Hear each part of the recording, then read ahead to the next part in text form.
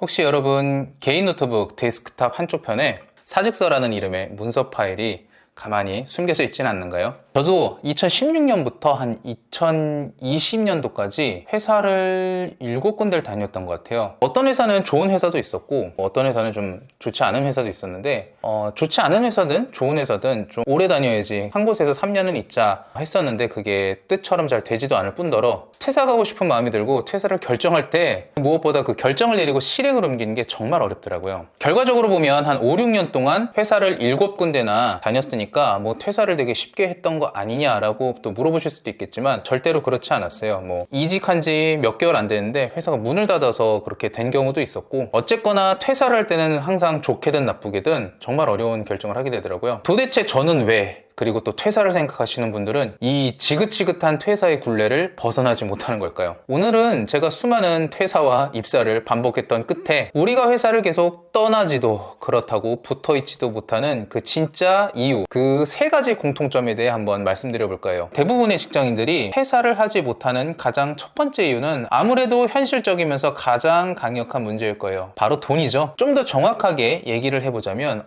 잃을 것에 대한 두려움이라고 좀 해볼게요. 저도 그랬거든요. 한 4번째쯤 회사였나? 업무도 너무 싫고 특정 어떤 인물도 너무 싫고 그래서 이직을 할까 고민하고 사람인이나 워크넷 같은 취업 사이트를 보면서 괜찮은 자리가 있고 내가 갈 만한 자리가 있어도 쉽게 입사 지원서를 하면서 퇴사를 하려고 하는 그 결정을 내리질 못하겠더라고요. 왜였을까요? 결국엔 다음 달에 나가야 될 어떤 카드값이라든지 생활비 이런 것들이 당장에 필요했기 때문이죠. 이걸 포기할 용기가 없었던 겁니다. 현실을 무시할 수 없으니까요. 사실은 포기할 용기라기보다는 현실을 무시하기 어려웠기 때문이죠. 어쨌거나 심리학에서는 이런 거를 손실회피 편향이라고 하는데 사람은 무언가를 얻었을 때 어떤 그 기쁨보다 잃었을 때 그 슬픔이나 상실감 이런 것들의 감정이 2배 이상 크게 느껴진다고 해요. 퇴사하면 더 좋은 곳 가야지 하는 어떤 막연하고 불확실한 미래보다는 이번 달 월급을 놓친다는 현실적인 고통이 더 크게 느껴지기 때문이죠. 그러면 이런 질문도 하실 거예요. 이직을 결정을 해놓고 퇴사하면 되지 않냐?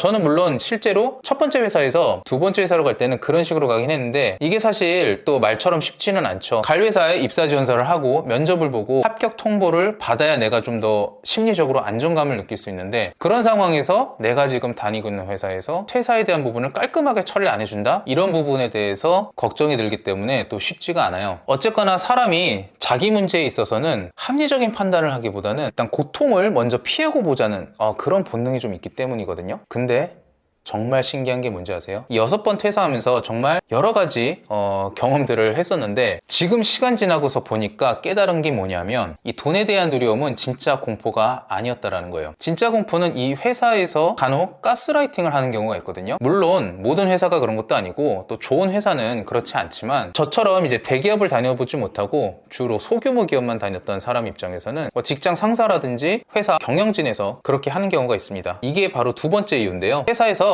당신이 이 회사를 나가면 뭐 별 볼 일 없다거나 우리 회사가 업계 대우 최고라든가 혹은 지금 다니고 있는 이 회사 외에 다른 회사로 가봤자 더 큰 대우를 얻기는 어렵다는 식으로 분위기를 조성하는 거죠. 제가 다녔던 회사 중에 한 회사가 그랬거든요. 제가 원래 하던 일에서 업종을 좀 파격적으로 바꿔서 다른 회사를 한번 좀 다닌 적이 있었는데 그 회사가 그 지역에서 1등 회사나 마찬가지였어요. 그러다 보니까 거기에 이제 경영진 분들이 저한테 직접적으로 뭘 세뇌를 하거나 한 건 아니지만 계속해서 경쟁 업체나 상대 업체들에 대해서 까내리고 그 회사가 별 볼 일 없는 것처럼 얘기를 하는 거죠. 사실 그 지역의 그 업계 회사가 또 그렇게 많지가 않았거든요. 그러면 내가 같은 업계로 이직을 하려고 하면은 지금 여기보다 더 못한 곳으로 가는 게 아닌가? 이런 생각이 드는 거예요. 그런데 처음 해보는 업무다 보니까 계속 배워나가야 되는데 배우는 과정에서 나오는 실수들이나 어려움들이 제 능력이 부족한 것처럼 자꾸 느껴지고 그러다 보니까 저는 이곳에서는 뭔가 한없이 작아지는 느낌이 드는데 다른 회사를 간다 해도 여기보다 더 배울 게 많다거나 대우가 더 좋다거나 이런 생각이 들지 않으니까 쉽게 이직을 결정하지 못하겠더라고요. 이직을 하려면 오히려 제가 원래 하던 일로 돌아가야 되는 그런 상황이었어요. 결국에는 원래 하던 업종에 다른 회사에서 스카우트제의가 한번 들어와가지고 그래서 이제 이직을 하게 됐었는데요. 그 당시 제가 스카우트제의 받기 전에 그 그 있었던 회사 같은 경우에는 신입 사원들이 들어오면은 한 달을 다녀도 오래 다닌다라고 할 정도로 정말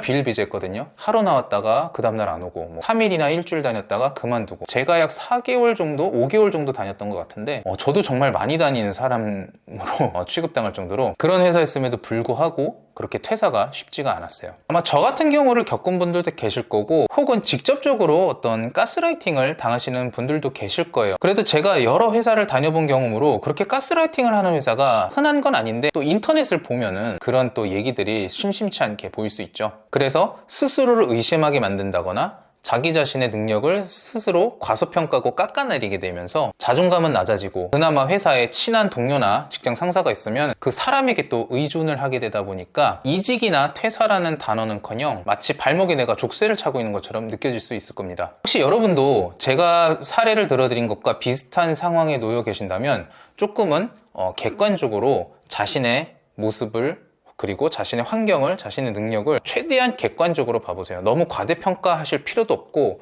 또 너무 움츠러들어서 과소평가하실 필요도 없거든요. 그래서 자존감이 무너진 상태에서는 올바른 판단을 하기가 어려우니까 메타인지를 좀 갖춘 상태에서 내가 앞으로 어떻게 해결해야 될지를 조금 고민을 해보시면 좋을 것 같아요. 그런데 마지막 세 번째 공통점은 가장 능력 있고 똑똑한 사람조차 퇴사의 굴레에서 빠져나오지 못하게 하는 함정입니다. 바로 이것에 대한 착각 때문인데요. 이 마지막 공통점은 책임감이 너무 강한 경우예요. 어떤 프로젝트를 끝내면 나가겠다라고 생각하신다든가, 내가 좀 더 노력하면 팀 분위기가 좀 바뀌어질 수 있다, 회사 분위기가 좀 바뀌어지지 않을까라고 한 번쯤 생각해 보셨을 거예요. 저 역시 그랬어요. 제가 말한 7개의 직장이 살면서 가졌던 모든 직장은 아니지만 이 7개 직장 중에 첫 직장이 그랬거든요. 제가 다녀본 회사 중에 가장 악질적인 회사 탑3 내지는 한 탑2 안에 들어가는 회사라고 볼 수 있겠는데, 그 당시 저뿐만 아니고 저랑 같이 있던 직장 동료들도 모두 자기가 맡고 있는 프로젝트들이 너무너무 많았어요. 그래서 일을 하면서 요거까지는 좀 하고 나갈까? 요거까지만 하고 나갈까? 하지만 뭔가 하나를 끝내려고 하면 또 일이 2개, 3개 들어오고, 이런 식으로 계속 뭔가 벗어나기 어려웠던, 그것과 동시에 첫 번째 이유로 말씀드렸던 돈에 대한 부분, 이 두 가지가 정말 상당히 압박감으로 왔었거든요. 하지만 이건 착각이더라고요. 심리학의 매몰 비용의 오류랑 좀 비슷한 거였어요. 이미 투자한 시간과 노력이 아까워서 앞으로 더 큰 손해를 볼 게 뻔한데도 포기를 하지 못했던 거죠. 회사에서 개인의 희생으로 바꿀 수 있는 부분들도 있지만, 그렇다고 해서 회사 시스템 자체가 바뀐다거나 나를 괴롭히던 사람이 나에게 친절한 사람으로 바뀐다던가 하는 일은 정말 보기 어렵습니다. 회사는 결국 시스템으로 움직이는 곳이거든요. 지금 여러분이 갖고 있는 그 책임과 선의는 좋은 회사라면 여러분을 승진으로 올려주고 더 나은 월급을 보장해 줄 수 있는 부분이지만, 손에 꼽을 만한 나쁜 회사라고 한다면 여러분을 이용하기 좋은 먹잇감이 될 거예요. 그렇게 해서 시간이 계속 흘러가다 보면 결국에는 번아웃이 될 거고, 여러분이 그만둔다고 해도 회사는 어떻게든 그 자리를 다른 사람으로 또 채우게 되어 있습니다. 여러분의 그 소중한 책임감을 여러분 인생을 위해서 쓰셔야 되고, 그리고 좋은 직장에서 좋은 사람들과 함께 쓰셔야 된다는 걸 잊지 마세요. 꼭 우리가 생각하는 뭐 구글, 애플 이런 뭐 꿈의 직장이 아니더라도 뭔가 실력으로 평가를 받고 내가 한 일에 대해서 객관적으로 평가해 줄 수 있는 회사라면 여러분의 책임감이 분명 도움될 거라고 확신합니다. 그럼 이 지긋지긋한 굴레를 끊어내고 진짜 나를 위한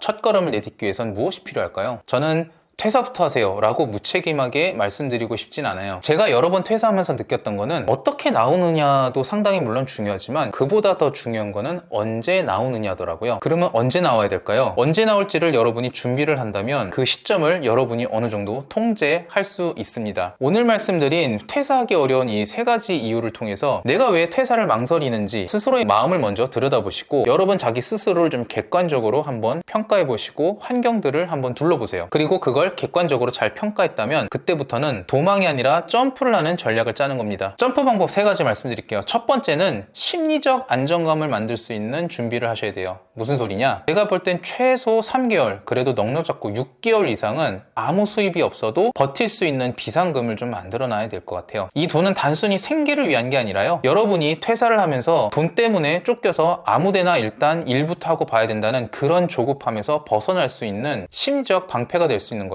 물론 쓰는 것도 아껴 써야겠죠. 두 번째는 내 자신의 가치를 증명할 무기를 좀 갖추셔야 됩니다. 입사하신 지 오래됐다면 오래된 이력서를 다시 한번 열어보시고 이력서를 한번 꼼꼼하게 업데이트를 해보세요. 그리고 여러분이 해왔던 성과들을 수치화해서 숫자로 정리한다면 다음 회사 입사할 때 분명히 좋은 결과가 있을 거라고 봅니다. 그리고 사람인이라든지 워크넷이라든지 이런데 자신의 이력서와 함께 프로필 같은 걸 꾸밀 수가 있잖아요. 이런 것도 좀 보기 좋게 꾸며주면 정말 좋고요. 현재 내가 가지고 있는 기술이 시장에서 통하는지 한번 그런 것도 파악해 보시고 관련 강의를 한번 들어보는 것도 훌륭한 방법 중에 하나죠. 여러분만의 포트폴리오를 잘 준비를 해 놓는다면 그것은 더 좋은 기회를 향한 초대장으로 작용을 할 거예요. 마지막으로는 회사 밖에 나 자신을 한번 테스트해 보는 겁니다. 거창한 사업 계획이 아니어도 좋아요. 좋아하는 취미로 작은 수익을 내보는 경험을 해볼 수도 있을 거고요. 관심 있는 분야의 어떤 사이드 프로젝트라든지 부업 같은 거를 한번 시작해 보시는 거죠. 이런 작은 시도들이 회사라는 울타리 없이도 내가 홀로 설 수 있다는 자신감을 가져다 줄 겁니다. 그리고 제가 가장 추천하는 것은 유튜브를 한번 해보시라는 거예요. 유튜브를 통해서 퍼스널 브랜딩을 해보시고 혹은 수익화를 이뤄보신다든지 하는 방법을 통해서 내가 퇴사하고 나서도 뭔가 할 수 있는 게 있다. 퇴사하더라도 나만의 무기가 있다. 이런 강점을 주는 것은 제가 볼 때는